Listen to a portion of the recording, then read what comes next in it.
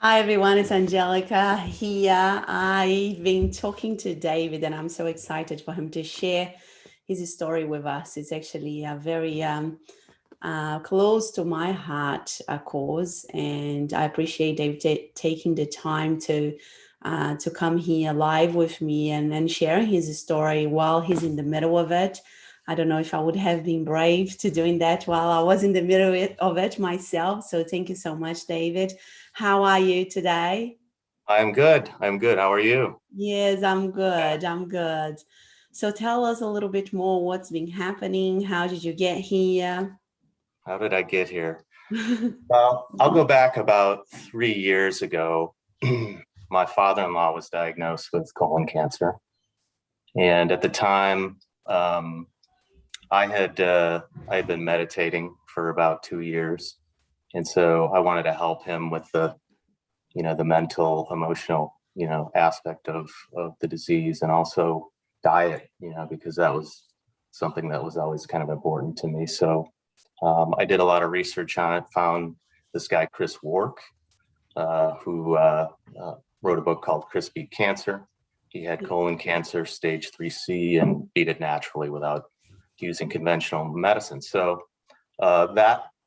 looking at Chris's material and reading his blogs and things like that really made me think about changing my own diet, because it occurred to me that my diet was not too dissimilar from my father-in-law's. Oh, wow. So, I was concerned that if I continued on that path, that I would end up there as well. So I went 100% plant-based at that time, totally strict, Amazing. mostly raw, and did Were you that raw mostly, plant-based? but I did cook stuff too. Yeah, I Yeah. wasn't necessarily, doing the sort of the cancer beating diet if you have it. It was Yeah. just, more like, just vegan, but no processed food. Yeah. I would eat some cooked things once in a while. So I did that for hardcore for a year, and then I sort of started to add a little bit of fish and meat once in a while. Mhm. So, for 3 years, I was pretty much plant-based. My nickname with the neighbors was Meatless Dave, because every time we would have a dinner, somebody would have to make sure that they accommodated my special diet, right? So, We do become one of these painful friends, don't we? right, yeah. So fast forward, and then I also, really got back into exercising as well, because my wife and I had just had two kids, right in a row. We had always exercised, but got out of the habit because the kids kind of took over our lives. And so I got back into exercising, started to lift weights, got really into that, was doing yoga. And my neighbor and I really started to he has a home gym and I do too. So we started to lift weights, and we were like, all right, we're gonna get huge, Yeah. So at the age of 49, I was probably in the best shape of my life, Wow. and but I was having digestive issues. And I had a history of digestive issues going back to when I was 30. My wife and I went to Tahiti for our honeymoon, and I came back and terrible digestive issues, but they could not find anything. They tested everything. So every 5 years I would have a bout, and they finally said, we just think you have IBS. It shows up, once in a while. Just adjust your diet. So that's what I thought it was. So I tried to adjust my diet, and barely made an impact. So I went to my GP. She ran a blood test, and she said, you need to get a colonoscopy right away. I had very low vitamin D levels. I was anemic. So And obviously for a man, that being anemic, it's a big. Yeah, I was shocked because I was doing these, insane 1 hour workouts that, like people half my age would look at me and say, you're crazy, right? And here I'm anemic. I'm supposed Were to be you like, tired or? I mean, I slept pretty well. I would hit the bed at night, and I would, but I just thought that was because I was, very active, right? Yeah. So, so I didn't notice it, to be honest. Okay. But I was pretty severely anemic. And, you never want to Google those two symptoms together, like low to vitamin D and anemic. There's not much outside of colon cancer other than maybe like diverticulitis, something like that, which is not a good, diagnosis either, right? No. Either one of those, part of your colon's coming out. Yes. So going into the colonoscopy, I had a pretty good sense that this is likely what it was going to be. And I remember waking up and in that fog, the anesthesia fog, and just seeing the doctor, and my wife was standing next to him, and I could just see on her face that it wasn't good. And if anyone's ever done a colonoscopy, it's sort of like being in the factory, like they're just keeping you moving. So the doctor doesn't have a lot of time. It's not a very emotional conversation. It's, you have cancer. It's right here. And what he said was, they're going to cut it out and you're going to be, and he stopped. And he said, I'll refer you to a surgeon, best of luck to you, and left. Did he tell you like an idea of what stage he was, or did he? No. Okay. No. So he just said it's definitely colon cancer. You need to have surgery. And did he say you would need chemotherapy or anything like that? Or he didn't. No. Okay. He just said, I'll refer you to a surgeon. Good luck. So the next day I had a scan, and nothing came up on the scan. So that was, some good news. And at that time, I was diagnosed the day before my 49th birthday, March 4th. Wow. So, if we go back a year and we reflect on what was happening in March, it was, COVID was just starting to come into play, and the fear around that was pretty intense. Italy was going through the worst of it, and they were predicting that we were about 2 weeks away from that. So, the surgeon wanted to go in right away and take it out, and I wanted to wait. So I decided to pause and and wait to see sort of what happened with COVID. If we had I'm trying to wait out the spike is essentially what I wanted to do. And got into April, and the tumor started to cause blockage in the colon. So where was the tumor? Was it at the sigmoid area, or was it sigmoid? Yeah. So they had to get me in right away, which actually worked out timing wise, because it was at the lowest point, here in California for COVID. So I got the surgery done, and they did the pathology, and they took a third of my colon out along with 21 lymph nodes. And one of the 21 lymph nodes came back positive for cancer. So they staged me at stage 3B, and immediately referred me to an oncologist that recommended 6 months of what they call FOLFOX, which I believe is the regimen you did. And so at that point, having the exposure to the natural side and knowing that it can be done that way, I told the doc that I wanted to try the natural route first, and I wanted to do sort of a wait and watch strategy with him.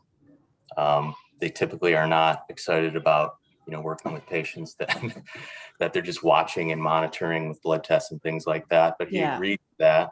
And he had mentioned a test that he was working with a specific company on that he felt that maybe in the future I should take. So he talked about the test. It's called Signatera. It's a ctDNA test that what it does is it will measure it takes a liquid biopsy of the tumor, and it's going to take your blood, a sample of your blood. It's going to look for that DNA of that tumor in your blood. And if you have they've calibrated so well that if you have a certain amount of that ctDNA in your blood, you're going to have a recurrence. And they've been able to predict with this test 8 months in advance of what you can see on a scan that someone will have a recurrence. So that intrigued me, but I wasn't ready to go there yet. I just wanted to go the natural way. So I got an integrative doctor, and I did what they call the RGCC test. So that tested my genes. It tested the circulating tumor cell count as well as the circulating stem cell count, right? And it also tested my cancer cells against natural compounds as well as different types of chemotherapy. So tremendous amount of information, not covered by insurance, so very expensive to pay for out of pocket. But it's you will never get that data from the conventional side in terms of the amount of data that you get. Although on the conventional side, there's some mutation testing, but that's more centered around them trying to target their drugs towards those mutations. Yeah, and also genetic, like if it's genetic, which is a very small percentage, right? Like big tests, might one for right. Interestingly, and they come back to you and say it's no, and then that's the end of it. Mine has a slight genetic component to it. So I have this, I forget the actual name of the gene. Is it the Lynch? I don't have, it's the same gene that's mutated in Lynch. Okay. I don't have Lynch. Okay. Okay. So it's a mismatch repair gene. So it's responsible for DNA repair. So that sort of explains, what is cancer? It's DNA repair gone. Yeah. Right.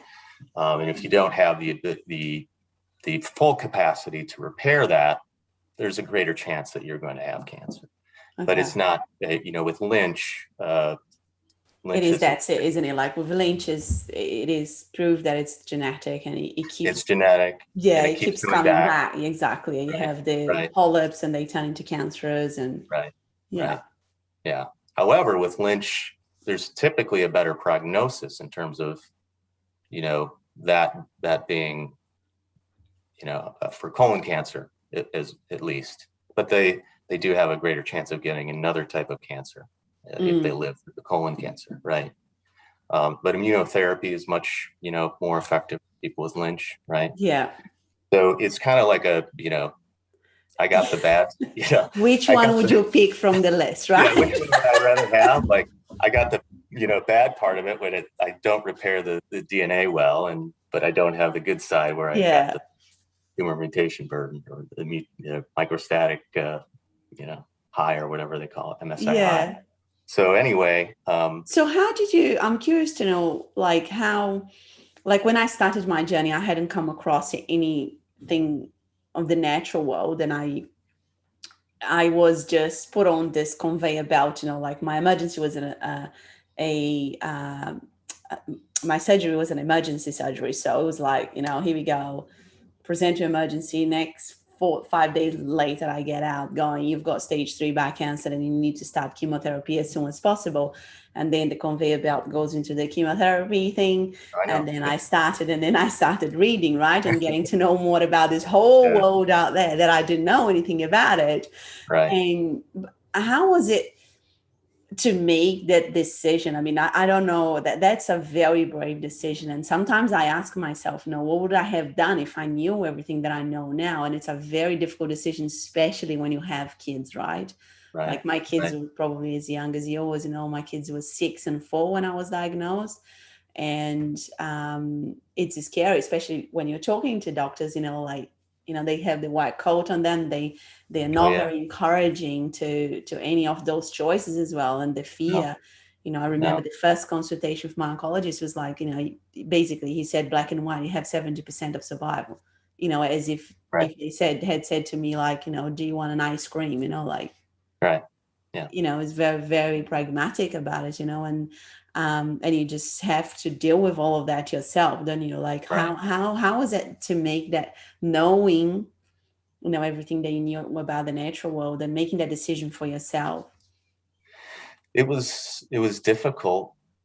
But leading up to my diagnosis, I had worked, very hard on working with fear in my life and trying to, see through that. Right. And just trying to be, as present as I can in the moment so that I can be clear about, what's happening and not be in fear. Right. And not live in fear. And so I worked very hard after the diagnosis because I didn't, if I was getting it's definite pressure from the oncologist and the conventional side, and all of the conversations that people hear about how they talk to you and you're going to die. And, if this were my, if this were my son or daughter or anyone that one of my loved ones, I would, make sure that they had this therapy. And so they really sell you hard on, on the conventional side, and they sell fear. And I just decided that I wasn't going to buy that necessarily. I'm not a call, Care. Yeah, I'm not a call. I'll talk to you later. I'm sorry. And how? No, that's all right. And how was your wife about it? She was very supportive about, Okay. Going on the natural side. Okay. We both believe in that, Good. So you had that support from her as well, because I think that's extremely important, isn't it? But there were people close to me that weren't as supportive, right? But I understand that. Yeah. Right? So, you just take it and say, okay, I understand how you're afraid. I'm committed to doing whatever I have to do to beat this disease, right? And so this is what I want to do, to start to see what we can do, right? So I did that hardcore. I did the what they call the Square One program through Chris Walk, along with some other additional things that my integrative doctor had me doing, IV vitamin C, and different things that she had wanted me to add supplement wise and things like that to the diet as well. 𝗪𝗔𝗡𝗂𝗧𝗂𝗧, that test kind of led me to what supplements were effective against my cancer. Yeah. Then the supplements also that were effective against stopping metastasis, which is really what we're all trying to do. Yes. Right? Because that's the most dangerous aspect of the disease. So I did that for hardcore for 3 months, and my tumor marker never went into normal range after surgery, CEA. And was it ever elevated? Because mine wasn't. It was, yeah. Oh, okay. Prior to surgery, it was elevated, and then they took it again after surgery, and it did not go down back to the normal range. And they said, okay, well, this isn't necessarily the most accurate test. Yeah. And so we don't know what that means. It's quite a broad test, isn't it? It's like, yeah. Was your integrative oncologist worried about it? When we got the RGCC test, she was worried. My circulating tumor cell count was above the threshold. Oh, so okay. RGCC was pointing to recurrence. Okay. Right. So I wanted to follow the path and see where it led, and I had faith, because I had seen other people that did it. Yeah. Once you're in on that program, as you're in the Facebook group, and you're seeing the people, and you're seeing, of course you see people die, right? But you also see good results from the natural side too. Yeah. People die of chemotherapy too. Right. Like, it's a world of choices, isn't it? Like, we can't say there is nothing. It's 100%, isn't it? Like, it's like you're saying, you worked on your fear. Right. And so because the markers were not going down, and my integrative doctor had me take a couple of additional tests. One was called a PHI fasting test, which I couldn't tell you anything about, but she seemed to feel it was very accurate, and it was troubling to her. So I went back to my integrative, or not my integrative, my regular oncologist, and said, let's take the 𝗬𝗓𝗪 test and see what it says. 𝗬𝗓𝗪 test comes back positive. That means that I am going to have a recurrence within, the next 8 months. Wow. Okay. The cell count was very low, but if it's a positive, it's a positive, right?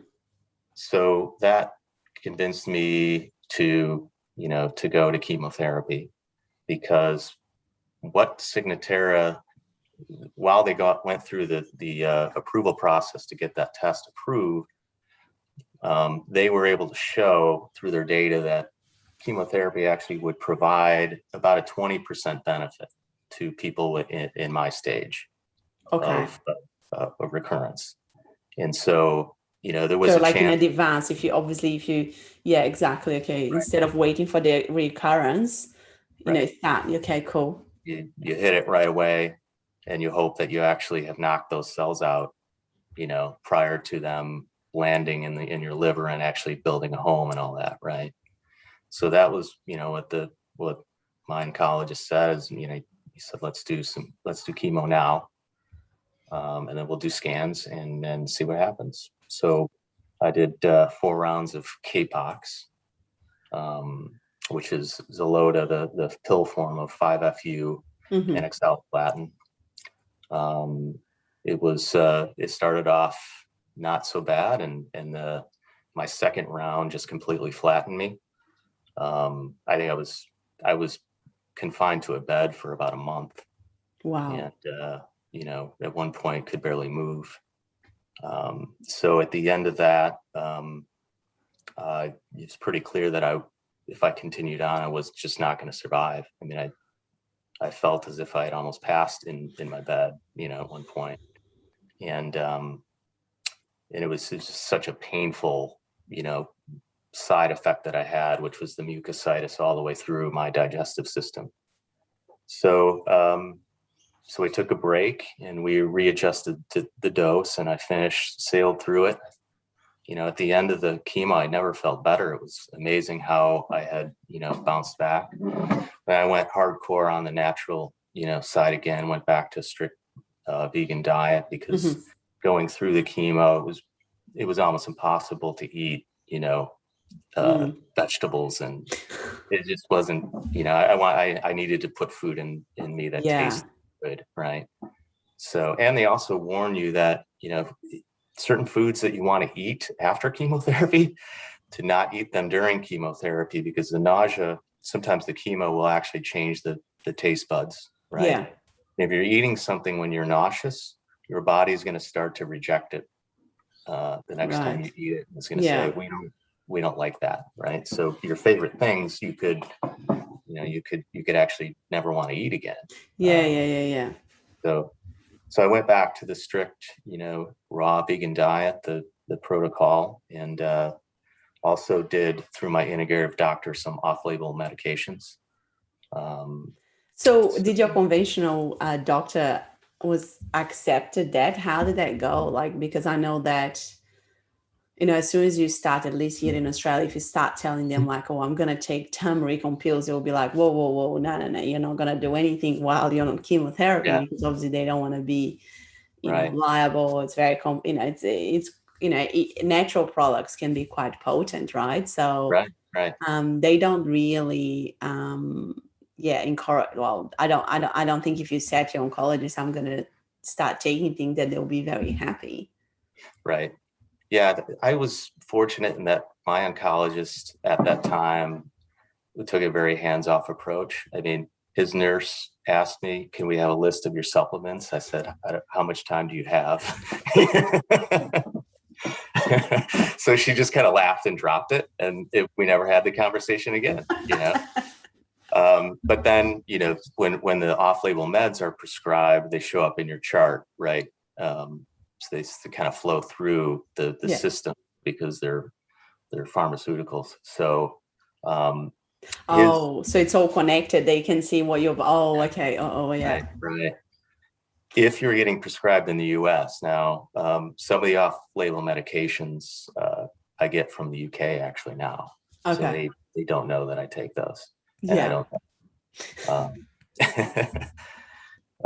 So I was fortunate they had a pretty hands-off approach. And when he saw things like metformin in there, it was interesting, because he said, I did a study here on metformin, and it didn't have any benefit, but he said, I've seen other studies where it has. And he said, so my attitude is, if it can't hurt, and it can help, no problem,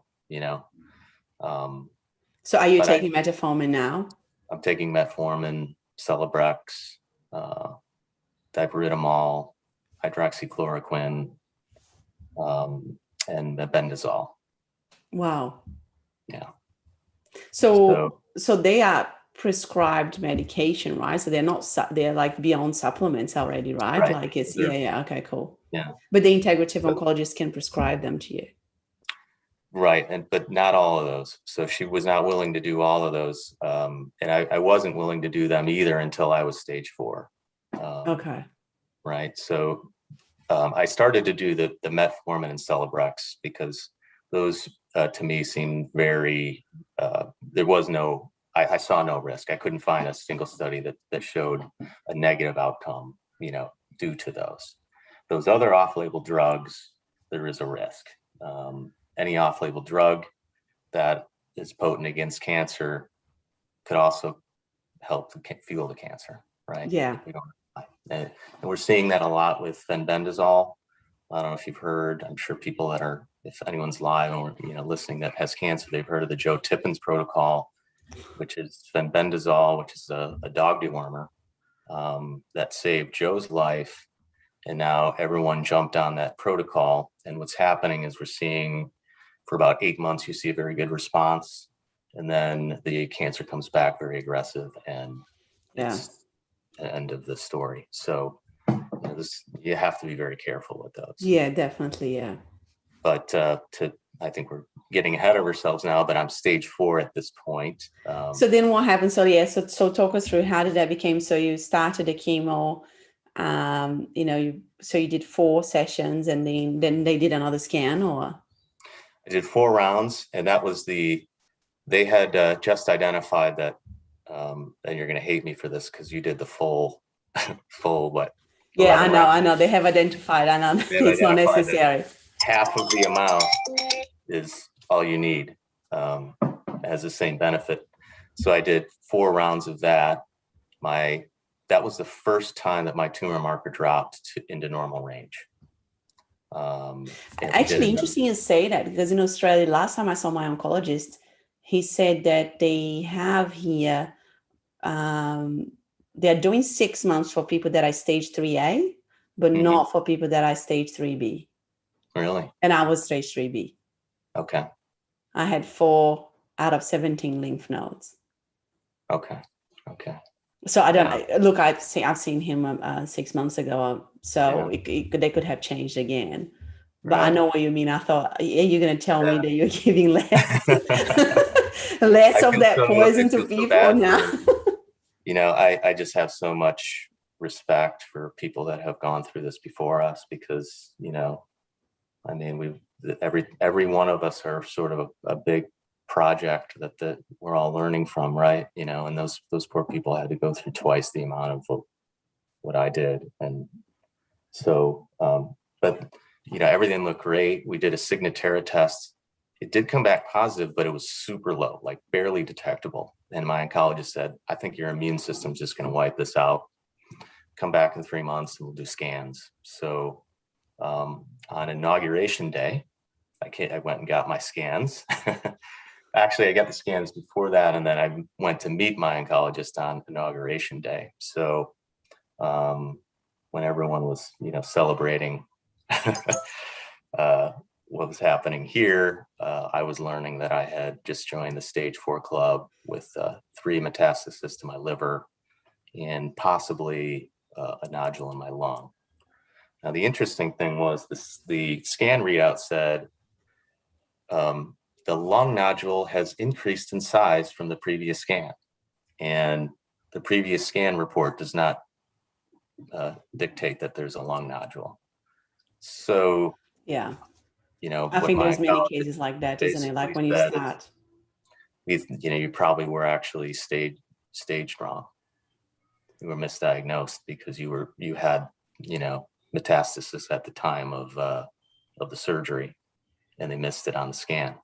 Or they picked it up, but didn't think it was big enough to, dictate that it was a metastasis. And they're still actually calling it, mysterious, or not not completely identified as cancer yet. So we're watching that. So I learned that, and and how many nodules did you have on your liver? 3. Okay, in separate places or all in the right lobe, thank okay. God. Yeah, and all resectable. Okay, so, perfect. Okay. So, first thing we did was, I got referred to some surgeons, liver surgeons, and then they put together a plan in terms of doing some chemo before. So I did 4 rounds of 𝗙𝗡𝗡𝗏, which is the 5-FU pump this time, 𝗙𝗡𝗏𝗏, and 𝗙𝗘𝗘𝗏, better known as I run to the can, because it causes major digestive issues. But I didn't have, fortunately, the digestive issues, but I had, terrible nausea and vomiting, and mouth sores, and just fatigue, terribly, But I would bounce around. There were days where I would just wake up, look at my feet and just check my body and okay, where are we today? Because every day was so different. And if I had some energy, it was like, go. Yeah. But I would just run. Go. Yeah, we have, saying in our groups, KFG, just keep effing going, right? Because as soon as you stop, you're like, oh, that's when you realize how tired you are, Yeah. So I would go, 100 miles an hour until I felt that I hit that brick wall, and then I would get some rest. And so outside of the vomiting and the nausea, persistent nausea, I tolerated pretty well, and everything has shrunk, not dramatically. So I have surgery scheduled for April 23rd. So in about 9-10 days, they're going to remove 30% of the right lobe of my liver, where those 3 mets are, and then possibly have to remove my gallbladder to get to them, but we'll see. So they're not sure yet. Wow, it's a lot to take on, isn't it? It's like you were doing amazing. You were looking so great as well, like for having gone through all of this. I mean, how do you feel like, emotionally after, everything, and I know physically, just like you're saying, you don't know how you're gonna feel, right? You live in this, you have to learn very quickly to live in this. Wake up every day and think, am I going to end up in hospital today, or am I going to be okay? Well, right. Yeah. It's been I can't say that it's been totally smooth emotionally, but I'm grateful that I've had a spiritual practice going back, 5 years prior to my diagnosis. I started to meditate. Yeah. I got really into, people like Ram Dass and, 𝗕𝗢𝗪𝗘 and different Buddhists, and Jack Kornfield, people like that. Started to do yoga and really just worked on myself. Yeah. And worked on, addressing fear, because fear has been, and I think we all can relate to that, but I especially feel like, I've lived my life through that lens of fear since I was a child, and so I wanted to be free of that and be able to see, clearly, and be able to make decisions and live clearly and live in my heart and not in fear, because I don't feel that when you're in fear, you're in pain. Yeah. And so I worked on that, and that really served me well with the diagnosis, but I can't say that I haven't had those days where the fear has just totally gripped me. There's just been so many revelations, I think, about myself and gifts that it has given me.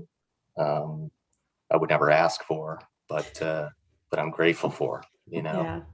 And so, what's difficult for me to deal with is that the love that I have for my kids is so strong. Yeah. So that's where the fear lies. Yeah. That they have to grow up without me, right? think you're fighting pretty good. Yeah. And I think that everything is possible. And I think, Right. I think you're fighting pretty well. Keep the fight going. I think. Yeah, I will, I will never give up. Right. Because that love is so, I'm so deeply connected. Yeah. Yeah, that it's not easy as a parent, because that's when the fear can take us to wrong places, and Right. and is that daily, redirecting you to focus on the present and what you can do, and and what you can do to help your body, your mind, and soul, redirecting ourselves to the present moment. It's such a daily practice, especially when you're going through something like right now, which I can relate part of it, but obviously I didn't get to being stage 4, and you have that much more fear. It is crazy how as soon as you label, and as soon as all of that charge that comes with it. But I'm so proud of you for doing everything that you're doing. It sounds like you almost like you have prepared yourself spiritually and emotionally to fight this battle. Yeah, it's an interesting way of the way everything has kind of taken its course. And I think you're totally right. The way that I deal with the fear is, first of all, the meditation practice increases your awareness of your thoughts, and so that is probably the biggest gift that I've ever received in my life. I used to have some kind of strange factory going on in my head, and it was like a bad neighborhood. I never wanted to go there, Same. alone, right? I like how you describe that. What a rough neighborhood that was. Yeah, you never want to go there alone, right? So meditation is pretty scary, But what I've found is that, when that awareness increases, and it's like, oh, there's fear. And I just look down at my feet. Where am I right now? Be where you are right now. And, what is the problem right now? Because, what I think we all learn going through these struggles is that if we can be present in the moment, we have all the resources we need to deal with whatever it is that arises. But if we're thinking 2 months down the line, or I'm thinking 5 years down the line, because I only have 10% chance of living according to some, website, that just paralyzes me, right? So there is no problem really in the present moment. And I learned that, really going through the most difficult times of the first chemo. I developed this practice where I just decided I was going to say yes to everything. Like, beautiful. Whatever happened, yes to this moment, yes to this pain, yes to this diarrhea, yes to this suffering, right? And what I found is that the sting of all that pain just sort of dissipated over time. And at the maximum point of the pain, because it was almost like a 2-day meditation retreat, because I could have no sensory information coming into me because the pain was so intense. I had to be completely alone in my room. It's almost as if I had dissolved into nothing, and the pain was there, but there was no one there to actually get pissed about it. You know what I mean? My resistance to it had completely gone away. And so I did not have the experience that most people would have had, Now, looking back on it, it's traumatic because it was so painful. Yeah. But I got through that process and had a much different experience that other people would have had thanks to that practice, right? So yeah, that so resonated with me. I had the same experience after my first cycle, and I was laying there, and my husband used to come in the room and say, "Do you want the music and to be on?" And I'll be like, and I couldn't even talk. Like, "Do you want to come and watch TV?" And I'll be, and it was this place, like I said, you didn't know if you were going to make it another day, another minute sometimes, and I was just laying there, And I couldn't focus no focus on any of my senses either. And I just could, I think the word is surrender, because Right. it was so much like Yes. comfort and so much, unknown, and I literally didn't have anything in me to say I'm fighting. I was just nothing, like you said, dissolved into nothing. Right. Yeah. And that's why sometimes I have an issue with the verbiage people use about cancer, the fight word. And I totally understand that, as the way of people's understanding, but I don't think that, I think that what you fight, you make stronger. Same. So Agree with that. And by the time I got diagnosed with cancer, I had the feeling I am actually tired of fighting with life. Right. I need to embrace this. For the first time, I just thought I will never use this word because that's not me anymore. I don't want to do this anymore. Right. And like you said, by saying yes, by embracing that experience, I made that experience the best I could. Learning about myself and being more present, getting to know who I really am and who I want to do. And it ended up, and it sounds cliche, but a beautiful time that I spent with myself for that 7.5 months. Because when I ask that question, what is the problem right now? And I would be just sitting in so much pain, just watching my kids playing, because that's all I could do. Yeah. There wasn't no problem, right? Because the pain would just dissipate, like there wasn't, like a problem, but it was just that constant bringing myself back to the present moment. Yeah. Yeah. And I think you have to, I don't think you have to embrace something to transform it. Right. So you're stuck if you don't. And so it served me well. And I have I have fond memories of it. I remember there's so many different things that just, first of all, the amount of inner strength that we all have that we don't know. Right. Because all of our focus is out here. Yeah. We just don't know how strong we are, and we don't have that confidence in ourselves. And I didn't have it. No. I didn't know if I could make it, but reflecting on it, it's amazing to me how strong those resources are internally. Right. And it's not from us. No. It comes from another source. Right. And I think it is the source, Yeah. It's the source of our being that never leaves us, is always there. Right. I know, this is so beautiful you said that, and it's almost like gives me like an epiphany. And I always felt I was quite a strong person, but sometimes I look back and I just think, how did I go through that? Yeah. Like I said, it could, like how could I get up each day and drag myself to exercise, into my meditation, to eating well, and to doing all the things that I was not familiar to me. And like you said, it was that inner force inside me. I mean, I believe in God, but that had never left me. I think I just forgot to connect to it in my life. Right. But once I wanted and I was open to connect to it, I just connected to it, and that was that's what helped me to keep going each day. Right. And I think it's beautiful the way you explain, is that like just going inwards, isn't it? And tapping into that we don't get time because we're too busy doing God knows what. Yeah, and I think that it's possible that cancer is a call for us to do that, right? To slow down and stop and go within, right? And stop focusing on all of these things outside of yourself. The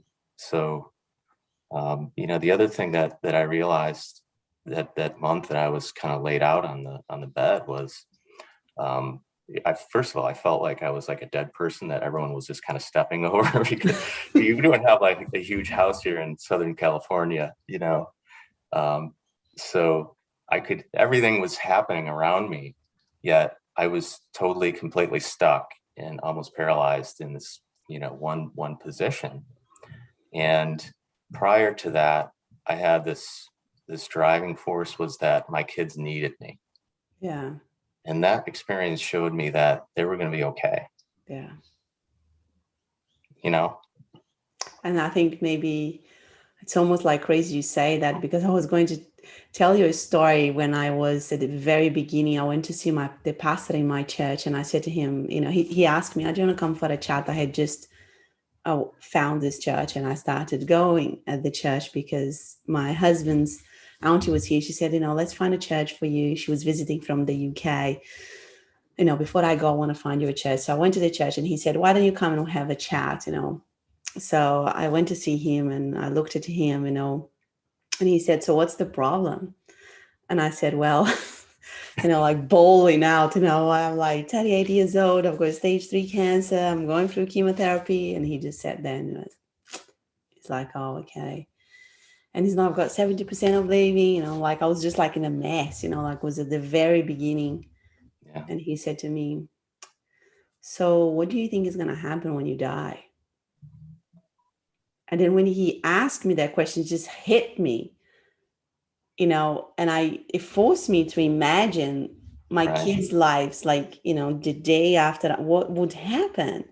Right. And, you know, and this whole movie started going in my head of like my husband telling them and them crying, but, you know, in the same breath, they were going to school, they were living their lives, and they were, Right.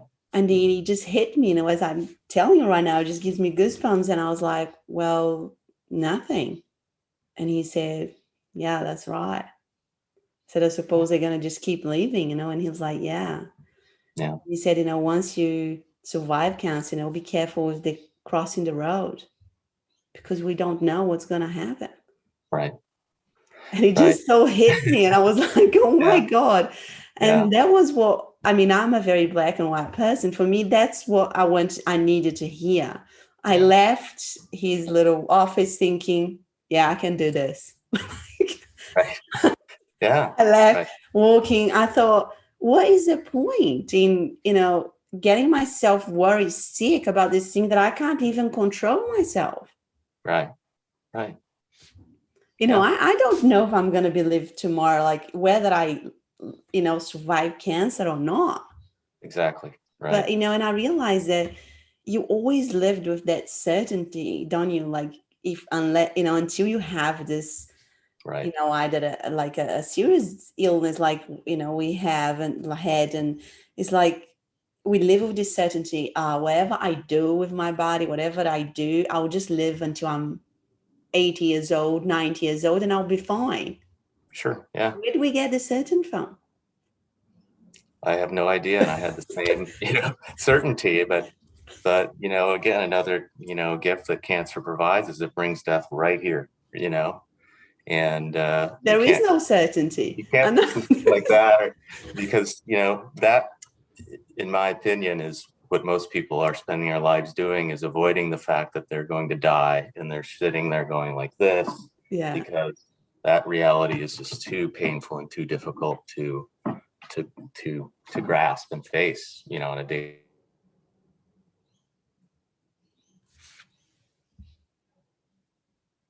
Oh, I've lost you.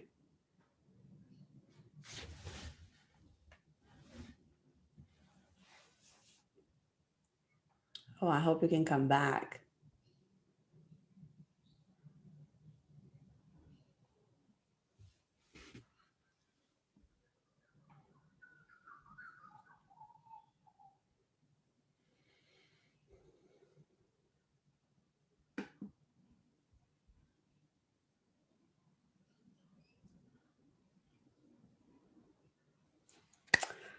I lost David.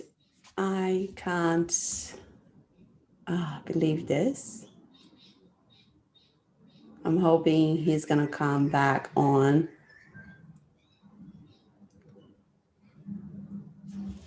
Might have been his internet. That was such a great talk, and I'm so sorry that we got cut off. I can see here I'm still live. I just want to say that the objective of me having those conversations with people going through treatment, cancer treatment, and, any health challenges, to really talk to you out there that is scared, that don't know what to do, that can't think, really. Sometimes we get into this paralysis mode, right? And we think to ourselves, how do I even take a step forward from this position? And I think seeing David fighting, and again, I'm not going to use fighting, but embracing his journey, and in showing us all what is possible, it gives us all, and myself included, so much hope of our own power. If you want to tap into that power within us, we are capable of a lot. So hopefully he's going to be back here.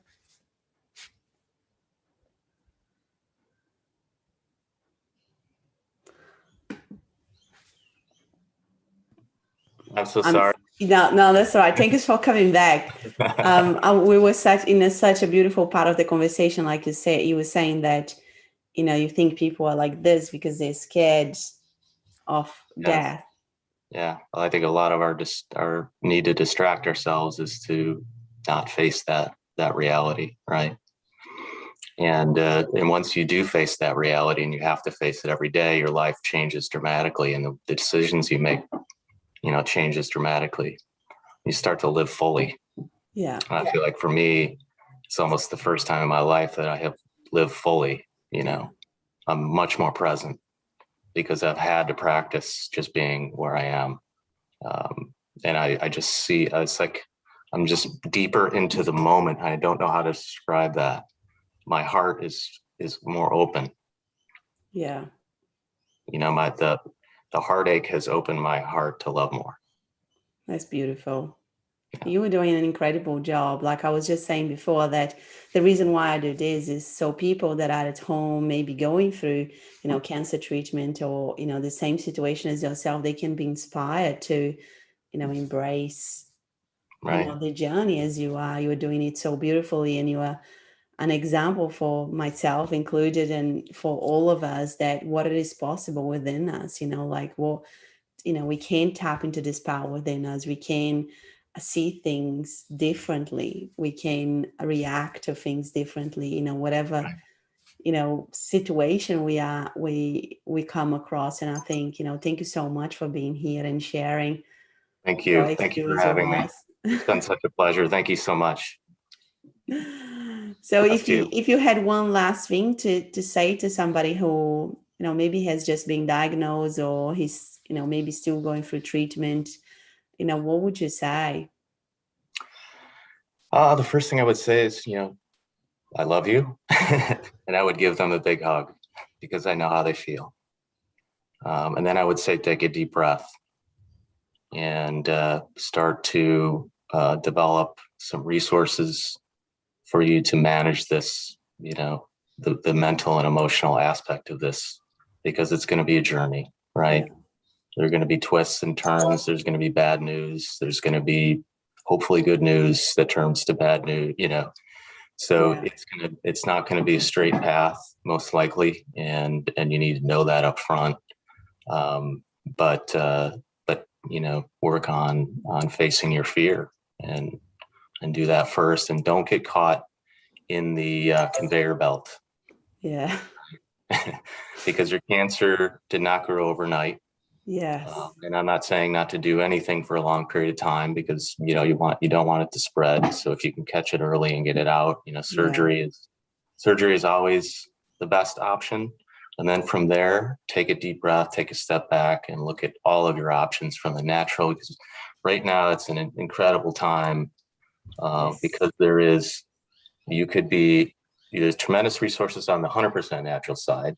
And then you could inch over into the alternative / off-label medication side, where you're still using natural supplements with off-label drugs, or the total conventional side, or a mix of all of those things, which is what I'm trying to do. So And there's great resources of a lot of people out on Facebook. I was never a huge fan of Facebook, but now that I'm a cancer patient, it's my number one resource. You know, the information that I've gleaned there is just, it's gold. So, and the people there are tremendous. You know, have a group of other people that are going through what you do is just so important. Yes. You know, I would say seek that. Don't isolate yourself. A positive group of people. Yeah. Yes. Yeah. Do not isolate yourself. You know, don't, in life, there is pain and there is suffering, right? Yeah. Pain is inevitable, and pain is going to be part of this cancer journey, right? And suffering will too. I mean, I can't say that when I went through that amount of pain that I didn't suffer, right? But to a certain extent, you have more control over the suffering than you do the pain. Yes. So you can choose if you want to be suffering all the time, like all day, 24/7, or not. You're right. Right. So that's really where the work is. Do the work on that, and then the pain isn't going to be as difficult to deal with. Definitely. Yeah. Thank you so much. I learned so much from you today. Like it was a beautiful chat, and you are doing amazing. Thank you so much for sharing with us your journey. I wish you all the best, and let's definitely keep in touch.